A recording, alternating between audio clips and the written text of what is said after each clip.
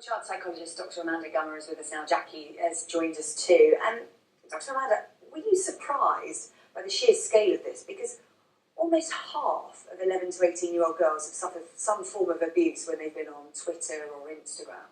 Yeah, I think when it's put in those terms, it does seem stark. But if you think about it, in a playground, most kids have come across somebody being mean to them at some point. So it's just, if you think of it as an extension of their social interactions, I think it's not necessarily as awful as it could be. What worries me more is that the children are then taking themselves off those platforms so that we're losing their voices, which is what the study found.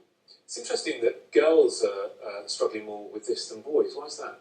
I think that comes largely down to the body shaming and the focus on how they look.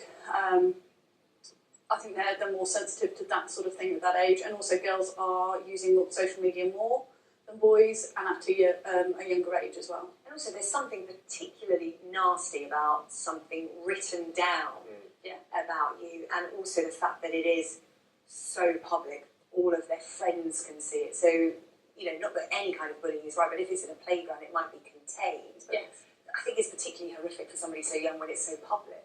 Absolutely, and that's why it's really important to teach children from a much earlier age about how to cope with this sort of thing. For example, when the cars were invented, the adults learned to drive, but the kids had to learn to cross the road safely. And it's the same sort of thing. The internet isn't a bad thing. We just need to teach our children those skills from a much earlier age so that they are equipped to deal with the sorts of things that they come across. And it's the same things in real life. Don't say anything that you're not prepared to say to somebody's face. Have some time off them from the screen. Make sure that you have some time where you're not looking at your phone. You know, just be a bit more disciplined about it. And the parents need to keep that dialogue open with their children so that the kids can talk to somebody if they're worried.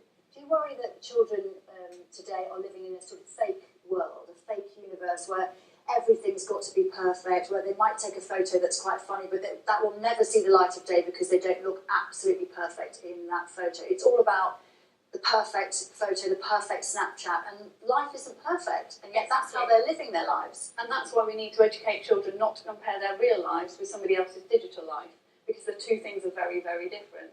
And that, yes, all for a bit of authenticity on social media, but accepting that people do present a certain side of themselves when they're sharing stuff with the wider world. It's important that children compare like with like, and so that they understand that a digital world is airbrushed and is filtered and has got a certain advertising kind of element to it. And I think it's really good if you can help children understand that from an early age, right from adverts, seeing adverts on television, all of those kind of things. Understand that people are portraying things for a reason. It's not real. Yeah, it's not real life. Okay, Dr. Amanda Gummer, really good to talk to you about that. Some interesting advice there for parents and for young girls as well, and boys, of course. Absolutely. Some alarming statistics about boys experience harassment online.